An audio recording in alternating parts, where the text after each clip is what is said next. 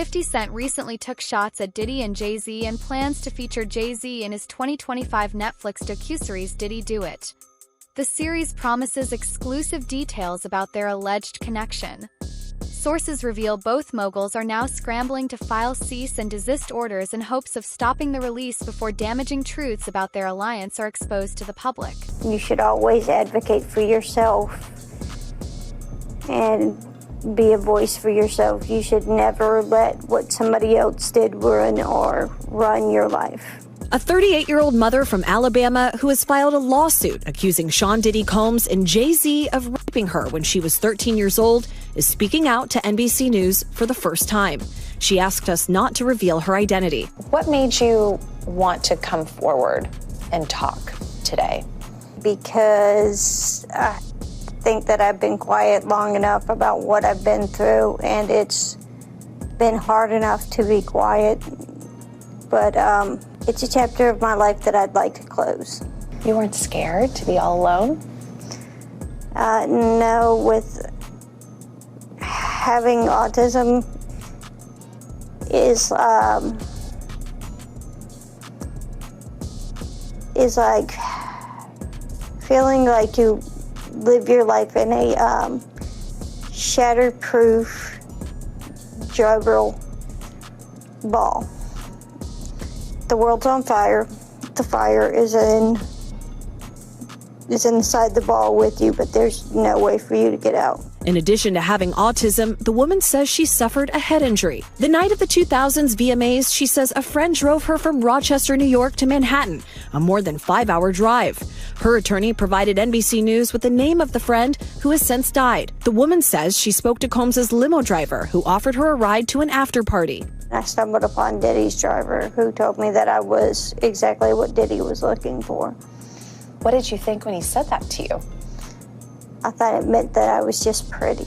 She went to a White House, she says, where she spoke to musicians Benji Madden and his brother. I'm talking to Benji Madden about his tattoo because, I have about his tattoo that's the Last Supper, because I have a religious background. So it was just something to talk about. At the after party, she says she had a drink that made her feel woozy. Then she says Combs and Carter took turns raping her while a female celebrity watched. JC comes in and rapes me. He at that point I was fighting, trying to get away from him, and he put his hand over my mouth and told me to stop it, cut the After the alleged rape, she says she ran to a gas station where she called her father, who picked her up and drove her home. We rode home in silence. He didn't ask me what happened. He didn't ask me what I did or where. Speaking of, in particular, Netflix docuseries that you've been working on, Diddy Do It. Right. You've been saying for years that you feel you knew Diddy's character. Right. Yet you said you weren't a part of that lifestyle. You weren't going to the parties. So what makes you so absolutely sure that these kinds of allegations that we've seen against him are true? Well, I'm surprised by the allegations, as surprised as everyone else is. Like, I didn't make the allegations. I didn't tell people to say these things. It comes out, I see it in the news like everyone else. But I did feel uncomfortable with the way you would present the idea of going to these projects. To come party with me. Yeah. And then that swayed me away from it, just that alone. So you didn't realize as much stuff was coming. Like, when I seen today, it was allegations of 3 men that said he drugged them, and it's a long time, to be honest with you. Like, when people don't remember being violated for 20 years, it makes me feel a little hard. What are your thoughts on the allegations against Jay-Z? That was interesting. When I was saying things not knowing exactly what I was saying, but I was going with, like, where's Jay at? He's mad quiet. Like while the Puffy thing was going on. But it's obvious now that his team was being made aware that he was in those allegations also. So I hope it works out, because with his family, the things that go on internally is that those accusations. 50 Cent's upcoming docuseries, first announced in December 2023, is reportedly nearing completion. According to insiders, the series won't focus on current gossip but will dive deep into the structure of Diddy's alleged criminal empire. Netflix stated. This story carries profound human impact. It's a complex, decades-long narrative, not just viral moments. We're committed to amplifying unheard voices and presenting truthful, nuanced stories. The series is expected to explore disturbing patterns behind Diddy's empire, shedding light on issues of exploitation, secrecy, and power. Far from typical celebrity drama, it aims to challenge long-standing silence within the industry and demand real accountability from those who have remained untouchable for too long. The building, plaintiff recognized many celebrities as she entered what appeared to be a large living room or foyer containing a large crowd. Plaintiff attempted to mingle in the crowd and talk to several of the celebrities that she recognized and whom she wanted to see at the VMAs. Waitstaff circulated throughout the room, carrying trays of drinks, and loud music played throughout the venue. Plaintiff observed widespread drug use, including marijuana and cocaine. After attempting to talk to numerous celebrities, plaintiff accepted a drink from one of the waitresses, circulating the crowd. The drink was a reddish-yellow mixture that tasted like orange juice, cranberry juice, and something bitter. After drinking just a portion of that drink, plaintiff began to feel woozy and lightheaded, making her need to lie down. A photograph of an actual exemplar container used by Combs and/or his agents/employees to insert GHB into alcoholic drinks is seen below, and these are the photos included in the lawsuit that show a small plastic container that the plaintiff claims contained drugs at the party. The woman, remember, who claims she was 13 at the time, says she felt woozy and went to look for a place to lay down. Soon after, Combs entered the room along with defendant Carter and a female celebrity, Celebrity B. Plaintiff immediately recognized all three celebrities. Combs aggressively approached plaintiff with a crazed look in his eyes, grabbed her and said, "You are ready to party." Combs then threw plaintiff toward a wall, causing plaintiff to fall. Plaintiff got up and stumbled, at which point Combs grabbed her again and threw her on the bed. At that point, Carter began removing plaintiff's clothes as she grew more and more disoriented. Plaintiff was held down by Carter as he vaginally raped her, while Combs and Celebrity B watched. After Carter was finished, he stepped back toward the wall. Combs then stepped forward and vaginally raped plaintiff while Carter and Celebrity B watched. Combs then knocked plaintiff down and attempted to force plaintiff to perform oral sex on him. She fought back, standing up quickly and punching out at the same time, hitting Combs in the neck. Taken aback, Combs stopped. And you don't throw out allegations, but like you kind of poke fun at them. You just ask questions. You're not worried that it comes back your way? Like people dig up your past and try to pull stuff up? I don't got that shit in my past. I'm not. Everybody got a little bit. Like, I took not that it's real no, enough. I took a pill, but it was for me to perform better. For her to remember, buddy. I didn't fucking give her a drink so she forget what the fuck happened. What the fuck is going on here, bro? Yes, I took the drink. I gave me the fucking drug to perform. So she could remember and possibly love me for that. Did it work? Did it work? What the fuck? This is, yo, bro, look, I'm doing pretty good. Like, I'm pretty good. You know what I mean? Like, but I'm just saying, this is the opposite of normal shit that we're talking about, bro. That is why. I don't know why it's so hard for people so just for to people to feel like shit is you weird. would have something or you would have reserved energy because you feel like you was doing it too. This is people that are looking on the separation between their hardships or their the things that they got going on that would be issues and what a celebrity's issues would be. Wait, what is that? They think all celebrities are doing the same thing. Yeah. Right, and when you see, if I wasn't saying anything, guess what? You could safely say that a person on the outskirts that is not involved in hip-hop culture could think that everybody in hip-hop culture is with that shit. Diddy and Jay-Z aren't the only ones at risk. Beyoncé's billion-dollar brand could also take a hit when the docuseries airs. Built alongside Jay-Z's empire, her image is closely tied to his. If he goes down, the fallout could affect her too. That's why the couple is fiercely fighting the allegations. After seeing Diddy lose hundreds of millions to lawsuits, they're reportedly worried they might be the next to face serious damage. Look, when Jay signed his contract, the big one was with Beyonce. When he signed that contract, the marriage contract, he got trophies.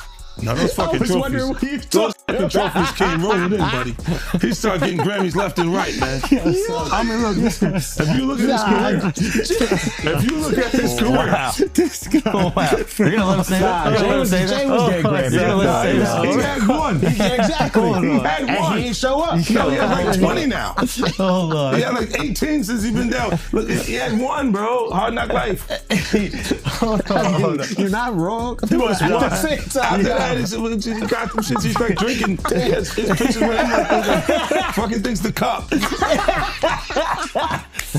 Wait a minute. So you're saying the success is derived from the marriage? I've absolutely been treated differently. The accolades. Because are from he's the no marriage. longer viewed as what, like a street or gangster rapper. Now he's viewed as a businessman, entrepreneur, family man. And the biggest ones because of the position Beyonce's. A $50 million bond, co-signed by him, his mom, and his sister, the mother of his oldest daughter, and his 3 adult sons. It's going to be secured by the equity in his property in Miami, Florida. Home detention, his passport will be surrendered. The government said that's insufficient. They said, look at the charges, look at the weight of the evidence that I just mentioned. They said they have allegations that he and his associates were trying to tamper with witness testimony last year so that they wouldn't cooperate with the government. What do you take away about who has the stronger argument in terms of bail? Well, I think his counsel has done the best they possibly can. I think bringing him there voluntarily is very smart, starts them out on the right foot. But I think the last thing that you just mentioned, the interfering with witnesses. That's the allegation, yeah. Yeah, if that's true, or I should say, if there's real indicia that happened, I think that might tip the scales in favor of not letting him out pending trial, because I think, and you know this, I think judges take an extraordinarily dim view of that, and that might be the factor that tips the scale against him. But I think as far as a tactic, I think it was very smart. His career, you can look at that and say the association to Beyonce is when he started to receive the 16, 17 Grammys since he's been with Beyonce, right? And you go prior to that, 1. Right. You see what I'm saying? So that came in association, like you see the kids even have Grammys. Like they don't sing yet. They don't sing. Right. They don't rap yet. And they already have Grammys and shit. So it's like they give them this trophy so we secure that they're coming to the award show. It meant that much to the culture that they just gave. On December 9th, a civil lawsuit was filed against Jay-Z following months of speculation tying him to Diddy's alleged criminal network. Court documents now suggest that Diddy wasn't acting alone. Jay-Z is accused of helping run an international sex trafficking operation. The lawsuit specifically alleges Jay-Z's involvement in the abuse of a 13-year-old Jane Doe at an MTV VMAs after-party in New York. Sources say 50 Cent's upcoming documentary will reveal disturbing details about hundreds more victims, with claims stretching across decades. These alleged cases reportedly involve numerous high-profile celebrities and insiders from the entertainment industry. Proven true, this could mark one of the biggest downfalls in music history and shake the industry to its core. Accusation about Jay-Z and Diddy and a teenager, 13-year-old. Right.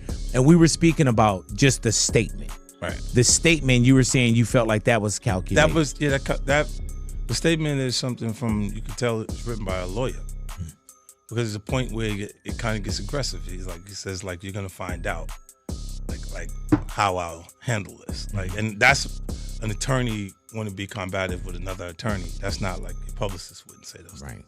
This is on your Put that up. yeah, this is on 50? Yeah, it says I don't know what's going on, but are we still going to have the Super Bowl? I'm just asking for a friend. Yeah, I'm asking for Kendrick. You know, I'm just trying to figure out if we're still doing everything the way. Because look, they will fall back, but the NFL, they won't necessarily be associated to that. Right. Why do you not insert yourself, but you're on top of every topic, right? Yeah. I'm just watching. I'm participating. I'm being part of culture. I'm just telling you my opinion. Right. Look, because you're part of the culture. Like I can't say anything now. I'm out of it. I'm like I'm going to Dre's studio and just sit with Dre a little. Right. And then maybe I stay out of trouble. After the lawsuit was filed against Jay-Z, he retaliated by suing both the victim and the attorney involved, hoping to get the case dismissed. Jay-Z argued that he was being blackmailed and denied all allegations. However, Judge Annalisa Torres rejected his request, allowing the case to proceed to trial. She stated that Jay-Z's attempt to shut down the case was ineffective and amounted to nothing more than a waste of the court's time, signaling the seriousness with which the allegations are being treated. Anybody came out defending Diddy. All these celebrity friends he have, and nobody came out. They brand. It's all about the money. They saw what he did to Cassie. With the kicking, the punching. They saw what they did to Cassie. They know that nobody in America liked that. So now, these people are represented by a brand. Whether it's something about the music, clothing, movies. They're not gonna come out and speak on nothing that has anything to do with them, and they praying that they not on the tape doing crazy stuff, being oiled up in the whole 9 yards. They praying. So until the feds say, hey, yo, listen here. We got you on, hey buddy, we got you on this tape, and girl looked like she was pretty young. We're not gonna show it, but we need you to come and testify against Brother Love, P. Diddy, Puff Daddy, you know, Sean Combs. That's when they're gonna start talking. And they're not gonna be talking in his favor. When the feds come to them and show them what they got on tape, because if he had 250 tapes all over, 250 cameras all over the house, somebody got caught stealing a cookie out the cookie jar. It could be your favorite pastor. It could be your favorite politician. But they didn't think they was being watched. And Brother Love was watching. Yeah, I mean, TD Jakes, he haven't even came out and said anything. And him and Diddy was real cool. Amen. Amen. Yeah, man. And I know the people in the congregation over there is shaking in their boots because this man didn't lead them allegedly probably led them to damnation, because those people's hearts are gonna be broken if that man is seen on those tapes doing anything. Because people always put their faith in the pastor instead of putting their faith in God. And what they need to do is understand that he's just a man. And he has a history. It's not looking too good for him. So you feel like celebs are worried that they might be on tape? Oh, they know. That's why they ain't speaking up or saying nothing. Yeah, I was at a Diddy party, but I know I ain't do nothing. When you don't know somebody's taping you, when you don't know that somebody is videoing you in some kind of form or fashion, you got that alcohol, you got the drugs in you, they're a little loose, bruh. They let down all their inhibitions. The music is pumping. He said it himself. He got it so hot in there that you gotta take your clothes off. He said that himself, bruh. A judge has ruled the woman alleging she was raped by Jay-Z and Sean Diddy Combs can remain anonymous. The woman says both men raped her at a party when she was 13 years old.